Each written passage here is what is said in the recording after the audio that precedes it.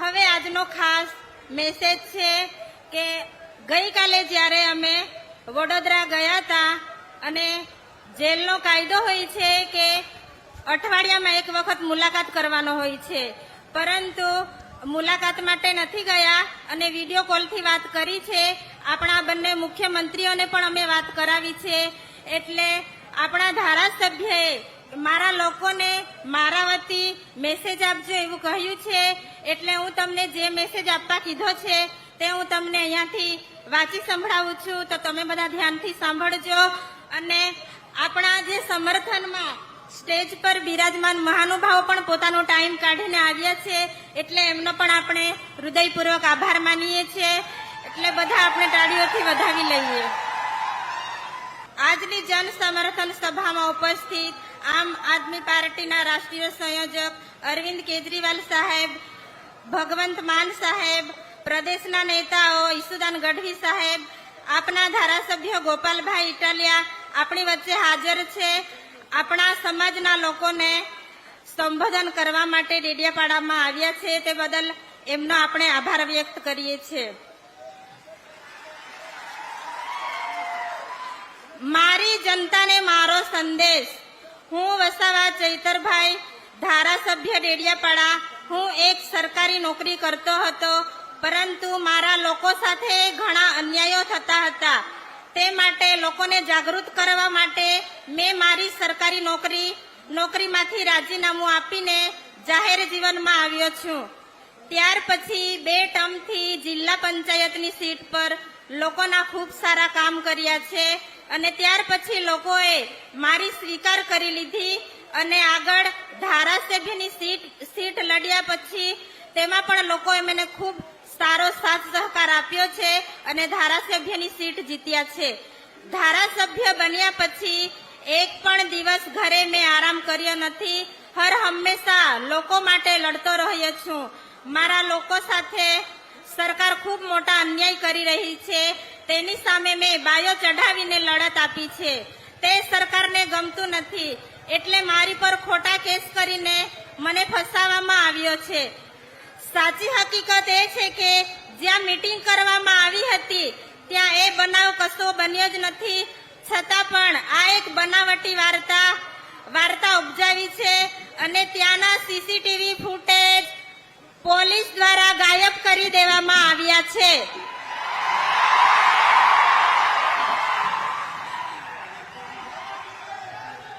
અને એફઆઈઆર લખાવવા માટે હું પોલીસ સ્ટેશનમાં જાઉં છું, ત્યાં મને 2 થી 3 કલાક બેસાડી રાખવામાં આવે છે.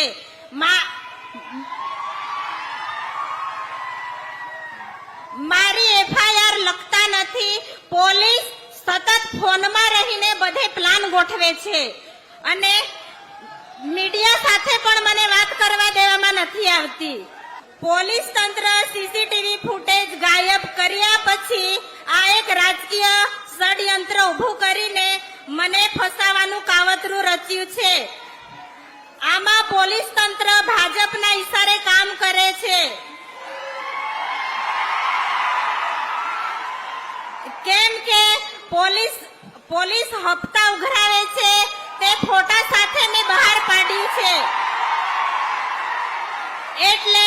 એટલે પોલીસ બચવા માટે આ કાવતરું કરે છે. આ કેસમાં કશું છે જ નથી, પરંતુ રાજકીય સ્ટન્ટ લેવાના ભાજપના દલાલો પણ કામ કરે છે. અને આ ઘટના બન્યા પછી ભાજપના દલાલોએ એક સરકારી વકીલની સલાહથી આ એફઆઈઆર લખાવે છે, જેમાં મહિલાને આગળ કરવામાં આવે છે, પરંતુ આ મહિલાને કંઈ જ ખબર નથી. મારી જનતાને હું પૂછવા માંગુ છું કે આ કેસમાં કોનો હાથ વધારે છે? તમે નામ જાણવા માંગો છો? આ કેસમાં પ્રશાંત સુંભે છે, જે આપણા કેસને વધારે લાંબુ કરે છે, ભાજપના ઈશારે કામ કરે છે. તો એમના પર કાયદેસરની કાર્યવાહી થવી જોઈએ. મારી જનતાનો અવાજ છે, કાયદેસરની કાર્યવાહી થવી જોઈએ. કેમ કે આદિવાસીનો અવાજ દબાવવાનો એક પ્રયત્ન છે. પ્રશાંત સુંબે પર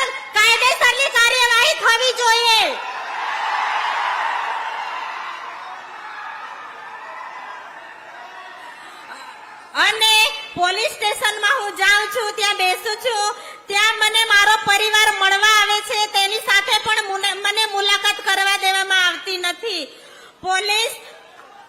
પોલીસ મારી કોઈ એફઆઈઆર કર્યા વગર ક્રાઇમ બ્રાન્ચના સ્ટાફ મને ધક્કા મારીને ગાડીમાં બેસાડે છે. એ ક્રાઇમ બ્રાન્ચના સ્ટાફ પર પણ કાર્યવાહી થવી જોઈએ, કેમ કે એક ધારાસભ્યનું અપમાન કર્યું છે. ક્રાઇમ બ્રાન્ચના સ્ટાફ પર કાર્યવાહી થવી જોઈએ. તમે કોના ઓર્ડરથી આ કર્યું છે એ મારી જનતાને જવાબ આપો.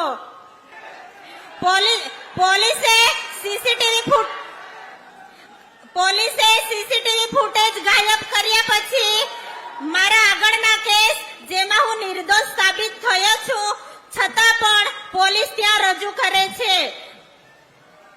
તેમની પર પણ કાર્યવાહી થવી જોઈએ. હું ધારાસભ્યમાં ચૂંટાયા પછી સડકથી સદન સુધીના સરકાર સામે અવાજ ઉઠાવ્યો છે. મારી જનતાની ચિંતા કરી એટલે હું મારી જનતાની ચિંતા કરું છું, એટલે આ ભાજપ સરકારને ગમતું નથી અને ભાજપના બધા કૌભાંડો બહાર પાડ્યા છે. હાલ તાજેતરમાં 2500 કરોડનું મનરેગાનું કૌભાંડ જે બચુ ખાબડના બંને દીકરાઓએ કરી હતું, તે લોકો હાલ અત્યારે જામીન મળ્યા છે અને જેલની બહાર છે.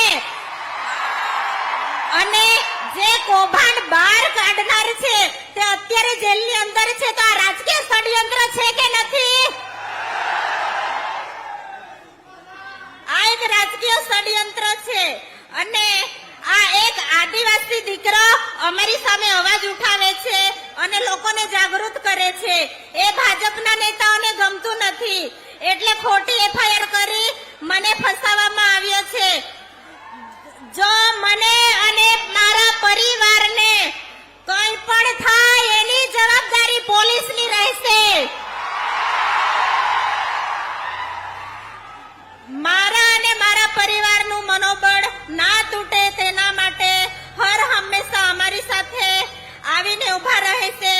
તો અમારા પરિવારને આશા છે કે જનતા અમારી સાથે આવીને ઉભી રહેશે. મેં લોકો માટે ઘણા અવાજ ઉઠાવ્યા છે. કેવડિયામાં આદિવાસી યુવાનો પર થયેલા હત્યા માટે પણ મેં અવાજ ઉઠાવ્યો છે. કેવડિયામાં આદિવાસીના ઝૂંપડા તોડી પાડવામાં આવ્યા, રિક્ષા ચાલકોની રોજગારીઓ બંધ કરવામાં આવી, રાજપીપળા ગરીબોની દુકાનો તોડવામાં આવી, કાયમી ભરતી કરી જ્ઞાન સહાયક લાયા હતા, તેના માટે અવાજ ઉઠાવ્યો હતો. સરકારી દવાખાનાઓમાં પૂરતા સાધનો નથી, સ્ટાફ નથી, વિદ્યાર્થીઓની સ્કોલરશીપ બંધ કરી દેવામાં આવી હતી, તે પણ સરકાર સામે અવાજ ઉઠાવીને ચાલુ કરાવી છે. રોડ રસ્તાના કામો હોય, વન વિભાગના અત્યાચાર માટે પોલીસ દ્વારા સતત હેરાન કરવામાં આવતી, એના માટે પણ અવાજ ઉઠાવ્યો છે. ખેડૂતોના સિંચાઈ માટે અવાજ ઉઠાવ્યો છે. ખાણ ખનીજના માફિયાઓ માટે પણ અવાજ ઉઠાવ્યો છે. નકલી કચેરીઓના કૌભાંડ માટે પણ અવાજ ઉઠાવ્યો છે. હવે ભાજપના લોકો કહે છે કે ધારાસભ્ય બન્યા પછી શું કામ કર્યું છે, તો સાંભળો કે ડેડિયાપાડા અને સાગબારામાં પહેલા 8 કરોડ અને 43 લાખના રોડ રસ્તાનું કામ મંજૂર કરાવ્યું હતું ધારાસભ્યએ, અને ત્યાર પછી 15 કરોડ 40 લાખના રોડનું કામ કરાવ્યું છે. એટલે આ ધારાસભ્યનું કામ બોલે છે. હવે આજે દુઃખનો સમય છે. તમે અમારી સાથે ઘણી મોટી સંખ્યામાં ઘણે દૂરથી બધા આવ્યા છો. તમારો બધાનો આભાર માનીએ છીએ. અને ધારાસભ્યએ બધાને યાદ આપી છે અને કહ્યું છે કે જ્યારે મારા પરિવારને જનતાની જરૂર પડે તો તમે સુખ દુઃખમાં પણ અમારા પરિવાર સાથે આવીને ઉભા રહેજો, એવી રીતે મેસેજ આપવા કીધો છે. અને જે પણ મીડિયા મિત્રોએ આપણા ફેવરમાં જે ચેનલોએ ચલાવ્યું છે, લોકો સુધી સાચી હકીકત પહોંચાડી છે, મીડિયા મિત્રોનો પણ અમે આભાર માનીએ છીએ. અને લોકો અમારી સાથે હર હંમેશા આવીને ઉભા રહેશે એવી અમે આશા રાખીએ છીએ. આભાર. જય આદિવાસી.